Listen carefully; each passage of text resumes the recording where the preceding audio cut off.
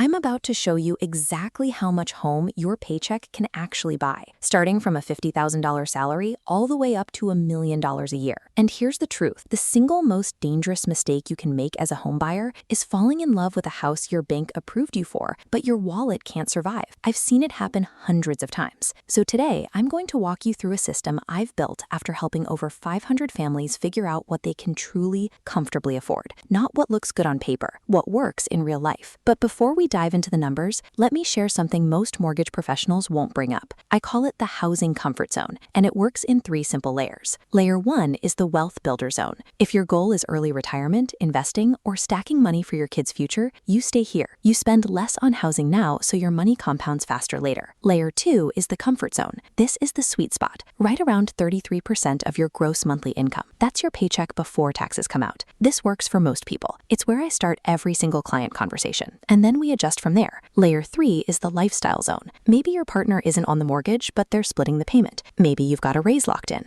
Or maybe you just want the big house, the one where every birthday party, every game night, every holiday dinner happens at your place. That's fine. You're betting on yourself and choosing to enjoy life now. No judgment. It's about what fits your situation. Now, let me keep the math super clean so you can follow along at every level. Here are the assumptions. 20% down payment, 6% interest rate. Quick note, you can absolutely put down less, even 3% with first-time buyer programs. But if you go below 20, you'll likely pay mortgage insurance on top, which pushes your payment higher. So just know, less money down means you shift toward the lifestyle zone. More money down shifts you back toward the wealth builder zone. For property taxes, we're using 1%, which lines up with the national average. No HOA and $300 a month for homeowners insurance. Simple. Now let's get into it. $50,000 a year. Take $50,000, divide by 12. That's $4,167 a month. Multiply by 33%. Your comfort zone payment is $1,375 per month. That gives you roughly $165,000 in buying power. So what does $165K actually look like across the country? Let's take a tour. Out west in Rock Springs, Wyoming, a 2-bedroom home with character, hardwood floors, a yard, a garage. You're giving up city nightlife, but you're getting space and quiet. In the Midwest, St. Louis, Missouri, a solid brick home around 1,000 square feet. Crown molding, hardwood floors, walkable neighborhood. Probably the best city living value of the 4 at this price. Down south in Cameron, South Carolina, a 3-bed, 2-bath ranch sitting on a full acre, 3,000 square feet. Nobody is touching the South when it comes to land and space for the dollar. And in the Northeast, Liverpool, Pennsylvania, a 4-bedroom, 1,900 square feet. Built in 1880, so it's got history. Big kitchen. But you're in a small rural town, so the trade-off is lifestyle. Same exact price. 4 completely different lives. That's why knowing your number matters more than knowing your zip code. $100,000 a year. Now we're in the 6-figure club. Take $100,000, divide by 12, that's $8,333 a month. Hit it with the 33% rule. Your comfort zone payment is $2,750. Estimated home price, $330,000. And here's the thing, I'm going to keep using 33% at every level because it works at every level. Simple scales, complicated fails. There are a dozen formulas out there. Front-end ratios, back-end ratios, debt-to-income stacking. Forget all of it. Start at 33%. Then slide left or right on the housing comfort zone based on your personal goals. Now let's see what $330K gets you. Out west in Casa Grande, Arizona. Brand new 2023 build. 3-bed, 2-bath, 2-car garage. Walk-in everything. New construction at this price out west is almost unheard of, but it exists. Midwest in Midland, Michigan. 4 beds, 2 baths, nearly 2,000 square feet with a fenced backyard and above-ground pool. This is the definition of getting the most house for your money. Down south in Cordova, Tennessee. 3-bed, 3-bath, hardwood floors, updated kitchen, and a backyard built for hosting with a pergola. And here's the bonus. No city taxes.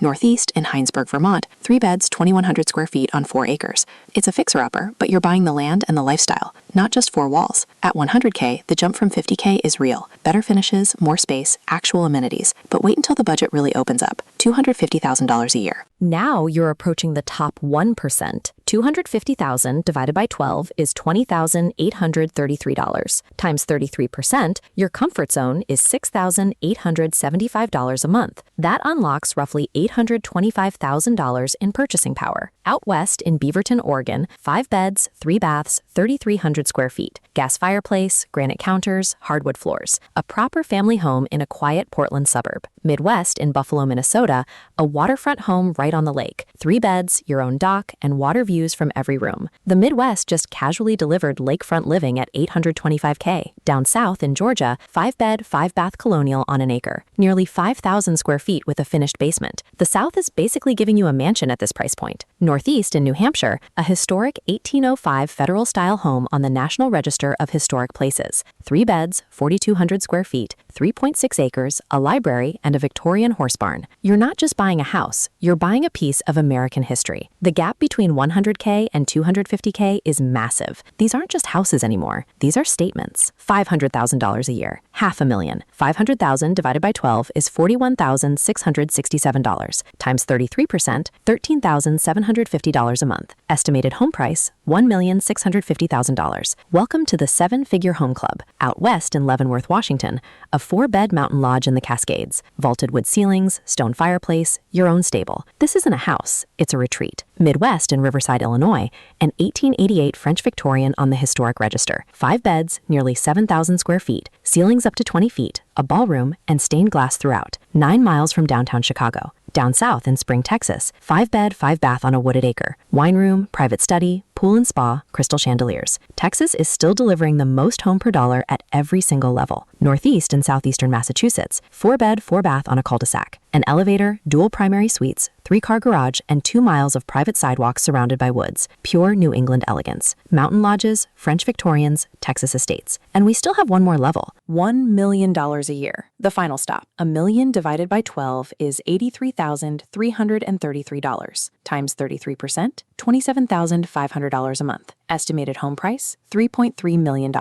Remember, same formula. Whether you make $50K or $1 million, take your salary, divide by 12, multiply by 33%. That's your starting point. Then adjust based on your goals. Simple scales, complicated fails. Out west in Palm Desert, California, 3-bed, 4-bath inside a country club, marble kitchen, pool with mountain views, solar panels, and a golf cart garage. This is resort living as your daily life. Midwest in Bull Valley, Illinois, 6 beds, 11 baths on 5 private acres, 14,000 square feet, 4 fireplaces, heated floors, indoor sports court, and a pool with a lazy river and cascading waterfalls. Let that sink in. Down south in Gainesville, Georgia, 5-bed, 9-bath lakefront estate, nearly 10,000 square feet, floating spiral staircase, theater room, party deck with a boat dock and jet skis. The South just built a legacy property. Northeast in the Hamptons, New York, a sleek contemporary retreat, heated saltwater pool, soaring ceilings, skylights, and steps from the most exclusive zip code on the East Coast. From a $165,000 starter in Wyoming to a Hampton estate, that's the housing comfort zone in action. Same 33% rule. Same simple math. 5 completely different financial realities. Now you know your numbers. The only question left is, what level are you on today, and what level are you building toward? If you made it this far, drop a comment telling me your salary bracket and which region surprised you the most. Subscribe if you want more breakdowns like this. I'll see you in the next one.